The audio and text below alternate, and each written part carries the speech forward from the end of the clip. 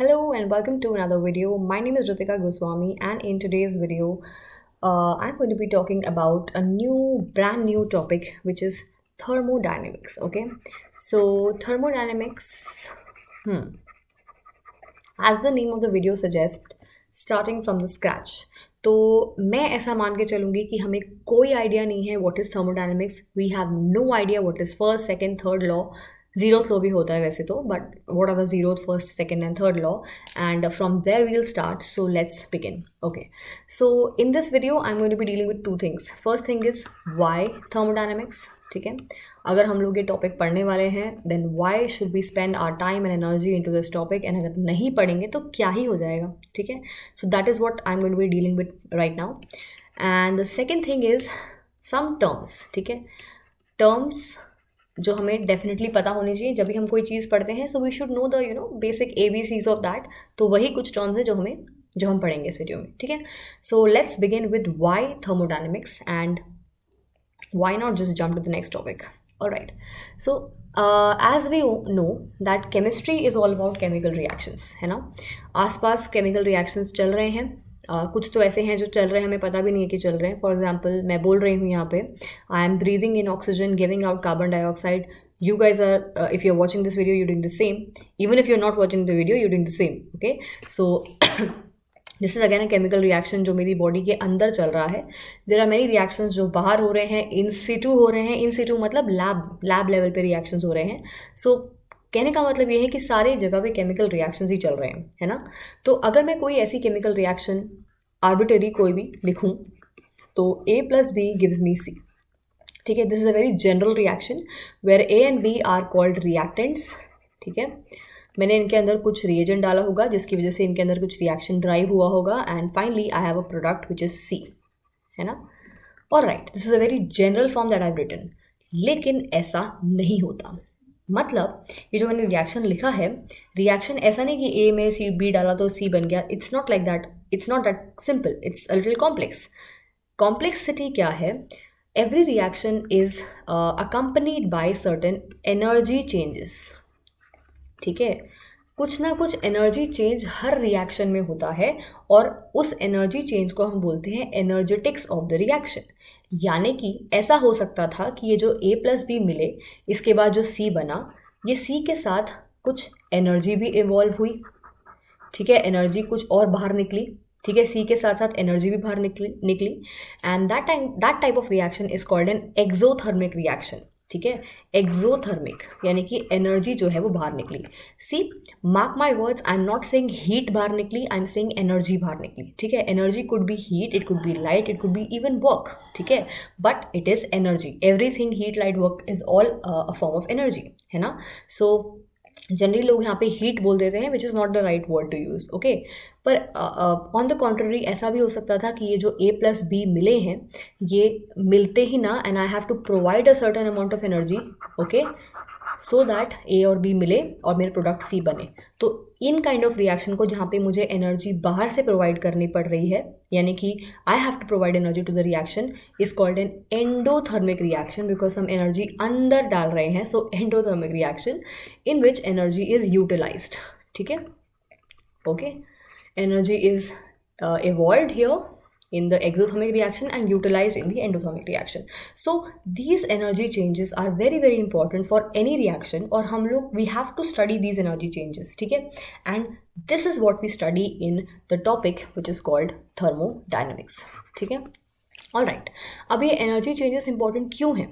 Why do we have to look into it? ठीक है, so जब भी कोई reaction होता है ना, there are 3 questions जो हम अपने आप से पूछते हैं. ठीक है, सबसे पहला क्वेश्चन तो हम ये पूछते हैं कि जो हम रिएक्शन सोच रहे हैं कि ऐसा रिएक्शन हो जाना चाहिए, A+B में A में B डालेंगे तो C बनना चाहिए, क्या वो रिएक्शन होगा भी या नहीं. ठीक है, so reaction will happen or not, the yes and no of the reaction. ठीक है, I am sorry, the yes and no of the reaction, कि वो रिएक्शन हो भी जाएगा या नहीं, is answered by your very own and the most important thermodynamics. ठीक है, the thermodynamics or the energy changes or the energetics are going to tell me whether that reaction is going to happen or not. ठीक है, अगर वो reaction होगा ही नहीं तो उसको पढ़ के कोई फ़ायदा नहीं है, ठीक है। तो आगे बढ़ना चाहिए, we all should try to move on in life, ठीक है। It's very important to move on in life. So if the reaction is going to happen and thermodynamics ने बोला कि ठीक है रिएक्शन हो जाएगा, then we ask the second question. Second question है कि रिएक्शन किस एक्सटेंड तक होगा, what is going to be the extent of reaction, ठीक है। अब ये एक्सटेंड मतलब क्या होता है, देखो कोई भी चीज़ लाइफ में परफेक्ट नहीं होती है, ठीक है। अगर मैं लाइफ में कोई चीज़ परफेक्शन के साथ करना चाहूँ तो I can do that with perfection, but still 100% perfect कोई चीज़ नहीं होती है, ठीक है। Similarly if I am mixing A and B and expecting a product C, तो सी मिलेगा मुझे, ठीक है, क्योंकि थर्मोडायनामिक्स ने बोला मिलेगा तो डेफिनेटली मिलेगा, बट 100% नहीं मिलेगा। I might get 99.9%, I might get 99.99999%, I might get 20%, ठीक है, but I will get only a certain percent, I will not gate 100% of the product, and that is the reality of life. And किस extent तक वो reaction जाता है is answered bye my next topic which is called equilibrium, ठीक है। Again one of the most important and my personal favourites, and इसको हम लोग इस टॉपिक के बाद पढ़ेंगे, okay. This is again your next chapter after you know thermodynamics के बाद तुम यही पढ़ते हो 11th स्टैंडर्ड में। And the third thing is the time, ठीक है। Everybody knows time is money, money is time, and time को इंपॉर्टेंस देना is the most important thing. तो रिएक्शन हो जाएगा, किस एक्सटेंट तक हो जाएगा, पर कितने टाइम में होगा। We all are humans after all, right, so we have a certain life span. हम लोग you know we are going to not be around for like 200 years given the situation of COVID and pollution around, of course it's maximum 40 to 50 years, चलो थोड़ा ज़्यादा बोल दिया, 50 to 60 years max, है ना। तो अगर कोई रिएक्शन है जो हो पा रहा है और एक्सटेंड भी अच्छा है, but it is going to take 200 years to complete, तो sorry we don't even require that reaction, है ना। So that time of the reaction, कि रिएक्शन कितने टाइम में कंप्लीट होगा, will be told to us by another topic which is kinetics, ठीक है। तो ये जो तीन बड़े most important bomb topics which I've written here are the core of physical chemistry, and they answer almost everything about a reaction, okay. So first bomb topic is what we are starting today, which is thermodynamics, and I guess I have been very clear about why thermodynamics, ठीक है। तो हम topic क्यों पढ़ रहे हैं, ना ही पढ़ेंगे तो क्या ही हो जाएगा, उसको मैंने आंसर कर दिया है यहाँ पे। Now let's move on to some of the terms which we need to know about, okay. I'm so sorry. First topic is your system. Okay, system, surroundings and universe, ये पढ़ लेते हैं सबसे पहले, ठीक है। सिस्टम क्या होता है in chemistry, okay, and in general, ठीक है। जब हम किसी भी चीज़ को स्टडी कर रहे हैं तो हमारा ध्यान सिर्फ उस चीज़ पे होना चाहिए, है ना। तो ये बस वही कह रहा है, that's system is something which we are studying.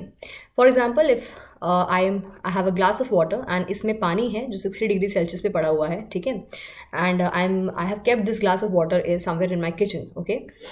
And then I go out to do some work, run some errands, check my WhatsApp, okay. And then I come back, I see, and I'm living in Delhi, suppose, and the temperature in Delhi is around 8 degrees Celsius. Well, it's really cool. So what I observe is that this glass of water is not at 60 degrees Celsius anymore. इसका temperature घट चुका है, ठीक है। सो यहाँ पे कुछ energy change हुआ है ना। तो मेरे सिस्टम में कुछ एनर्जी चेंज हुआ है ना। Notice the word system here, this glass of water is my system, क्योंकि मैं इसका टेम्परेचर देख रही हूँ। पहले ये 60 पे था, मैं वापस आई तो 60 पे नहीं था, and this for me is my system because I am observing the energy changes which is happening in this particular system right here, ठीक है। तो जिसके ऊपर मैं ध्यान दे रही हूँ, जिसका एनर्जेटिक्स मैं पढ़ने वाली हूँ, समझने वाली हूँ, ठीक है, is called my system. And anything and everything except of this particular glass of water is for me my surrounding, ठीक है। तो मेरे किचन, मेरा हॉल रूम, मेरा घर, मेरी कॉलोनी, ठीक है, मेरा एरिया, मेरा स्टेट, मेरा world, everything around is surrounding, और ये ग्लास ऑफ वाटर मेरा सिस्टम है, ठीक है। सो सिस्टम जिसको हम ऑब्जर्व कर रहे हैं, जिसको हम पढ़ रहे हैं, जिसको हम समझ रहे हैं, प्लस योर सराउंडिंग, यानी कि सिस्टम के अलावा दुनिया के यूनिवर्स में सब कुछ, ठीक है, is your surrounding. End of course by that definition system plus surrounding is your universe, ठीक है। क्योंकि सिस्टम है जिसको हम पढ़ रहे हैं और उसके अलावा दुनिया में, यूनिवर्स में सब सराउंडिंग है, क्लियर। बट ये एक डेफिनेशन हुई, ठीक है। बट एक्चुअल में ऐसा नहीं होता। एक्चुअल में जो मेरा सिस्टम है which is my glass of water, जो मेरे किचन के अंदर पड़ा हुआ है, ठीक है, तो उसकी इमीडिएट इन्वायरमेंट किचन है, तो किचन का टेम्परेचर या किचन में जो भी चीज़ें होगी वो ही उस ग्लास को इफेक्ट करेगी, ठीक है। मेरे किचन में जो हो रहा होगा that is going to effect my glass of water.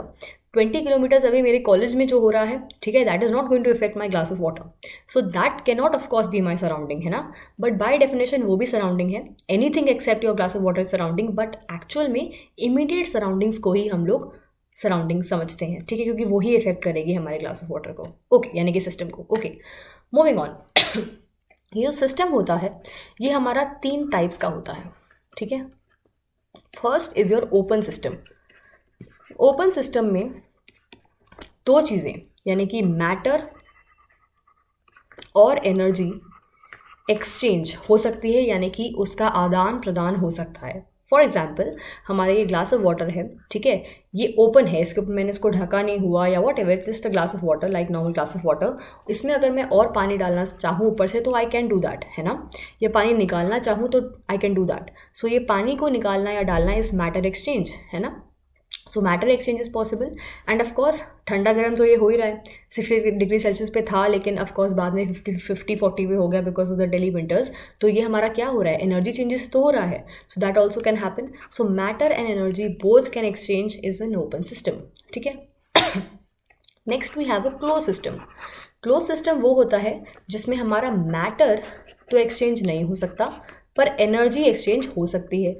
For example, अगर मैं इसी ग्लास को ढक दूँ, है ना, अगर मैं किसी प्लेट से या किसी सॉसर से ढक दूँ इसको, so of course I can not add और subtract water into this, but of course ठंडा गर्म पानी तब भी हो सकता है because this is a normal glass of water and the walls are conducting, ठीक है।